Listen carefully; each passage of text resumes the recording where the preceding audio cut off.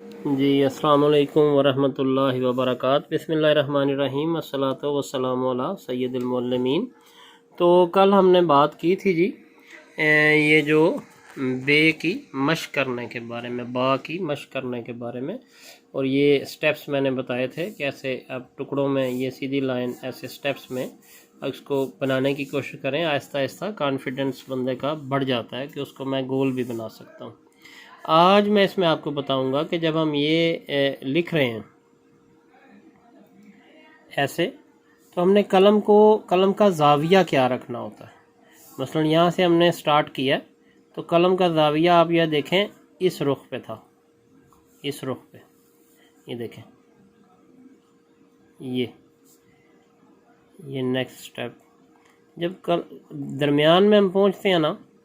تو درمیان یہاں پہ یہ تھوڑا سا درمیان سے آگے ہماری قلم بالکل یہ قط ہمارا سیدھا ہو جاتا ہے۔ اب اس سے آگے جاتے ہوئے اوپر کی نوک آگے چلی گئی ایسے، اور نیچے کی نوک پیچھے رہ گئی۔ اب اس سے آگے جاتے ہوئے بالکل ہی یہ ہمارا زاویہ بنا، اور یہاں پہ ہم اپنی با کو یہ بند کر دیا۔ ٹھیک ہے جی، تو یہ ہے قلم کے بعض لوگوں کو ایسے سمجھنے میں آسانی ہوتی ہے، تو میں نے اس لیے بتایا کہ یہ دیکھیں پہلے میری قلم اس طرف گئی ہے، اب دیکھیں اوپر کا یہ نوک کہاں پہ ہے، یہ نوک کہاں پہ ہے، یہ نوک کہاں پہ ہے، دیکھیں یہ یہاں پہ ہے اور یہ اس سے آگے ہے۔ ٹھیک ہے، یہ اوپر نیچے برابر نہیں ہے، تو جب یہاں پہ میں نے کیا تھا تو یہ دیکھیں اس پوائنٹ کو ایسے ملا دیا۔ ٹھیک ہے، جب قلم لکھتی ہے تو ملا دیتی ہے، تو یہ آٹومیٹکلی یہ شیپ بن گئی۔ ٹھیک ہے، اب قلم آگے آئی تو دیکھیں، اب دیکھیں اوپر کا پوائنٹ یہاں ہے، نیچے کا یہاں ہے، پہلے یہاں گیپ بہت زیادہ تھا، یہ دیکھیں کتنا گیپ تھا، اب بہت کم گیپ رہ گیا۔ ٹھیک ہے، اب آگے قلم بالکل سیدھی جائے گی۔ ٹھیک ہے، اور جب یہاں پہ آگے بالکل سٹریٹ ہوگی، اور اس سے آگے قلم ایسے ہو جائے گی، اوپر کی نوک آگے چلی گئی اور نیچے کی نوک پیچھے رہ گئی۔ ٹھیک ہے جی، اور یہاں پہ آپ نے اس کو اینڈنگ کر دی، یہ گلائی بنا دی آپ نے۔ تو میں نے یہ مناسب سمجھا کہ قلم کی چال کا بھی بتا دیا جائے، تاکہ جو احباب، جو دوست اس طرح بیٹر اسے آبزرو کر سکتے ہیں، سیکھ سکتے ہیں، سمجھ سکتے ہیں۔ تو میں ایک دفعہ پھر سب کے سامنے، آپ کے سامنے یہ بناتا ہوں جی، یہ دیکھیں۔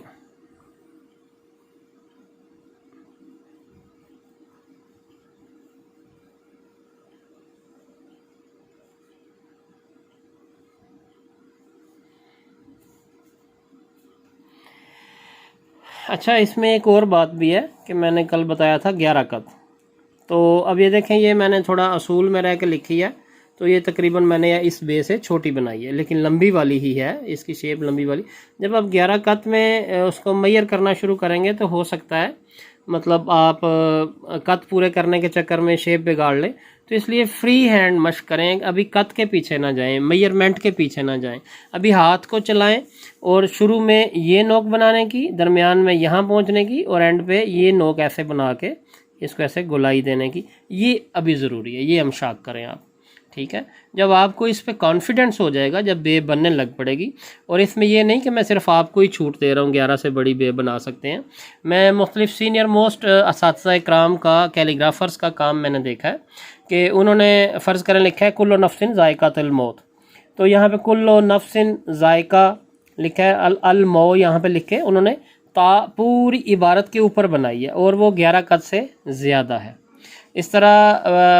ایک ٹائٹل ہے تذکرہ صوفیہ میوات، وہ خطاط نفیس شاہ صاحب، بہت بڑے ان کا نام ہے،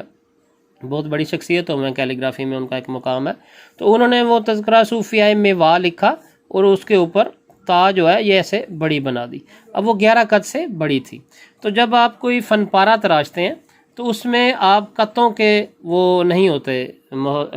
کیا کہتے ہیں، پابند نہیں ہوتے۔ اب یہ نقطہ دیکھیں یہ ایسے بنایا، تو مختلف خطاطوں نے کیا کیا کہ جب کمپوزیشن بنائی ہے تو الموت فرض کریں ایسے انہوں نے لکھا ہے، تو یہاں پہ فرض کریں المودت لکھا ہے یا ایسے، تو یہاں پہ جگہ اب کم رہ گی، تو نقطے جتنا قط تھا قلم کا اس سے چھوٹے بھی بنا دیے۔ ٹھیک ہے، تو جب ہم فن پارہ سازی کرتے ہیں تو اس میں کریٹیو ورک آتا ہے، تو یہ پابندیاں جو ہے سیکھنے کے لیے ہیں، اور بنیادی جو کرسی کی مشق ہے، جو تختی کی مشق ہے، اس کے لیے پابندیاں ہیں، تاکہ طالب علم کو بنیاد کا پتہ ہو، اس کے علاوہ جتنا مرضی وہ دائیں بائیں لے جا سکتا ہے اس کی خوبصورتی کو دیکھتے ہوئے۔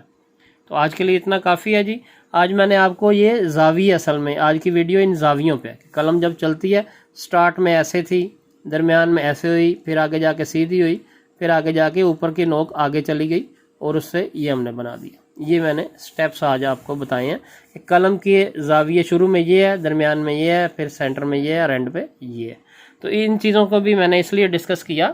کہ شاید کسی دوست کو، بہت سے لوگوں کا، ہر بندے کا سیکھنے کا اور سننے کا، سمجھنے کا اپنی کیپیبلٹی کا انداز ہے، تو چاہ کے زیادہ سے زیادہ لوگ مختلف طریقوں سے ایک ہی کام کرنا سیکھ جائیں۔ السلام علیکم ورحمۃ اللہ وبرکاتہ۔ مشق لازمی ہے جی، مشق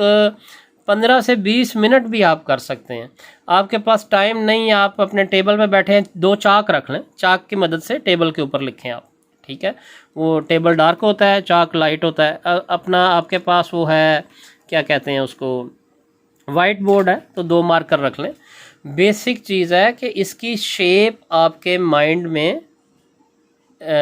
سیف ہو جائے، ٹھیک ہے؟ اس کے بعد قلم سے، بال پین سے، سنگل پین سے، یہ جو ریڈیم ٹیپ پین ہوتا ہے، کسی بھی قلم سے آپ کی لکھائی میں وہ خوبصورتی شامل ہو سکے جو قلم کے ساتھ اہتمام سے لکھنے میں آتی ہے۔ السلام علیکم ورحمۃ اللہ وبرکاتہ۔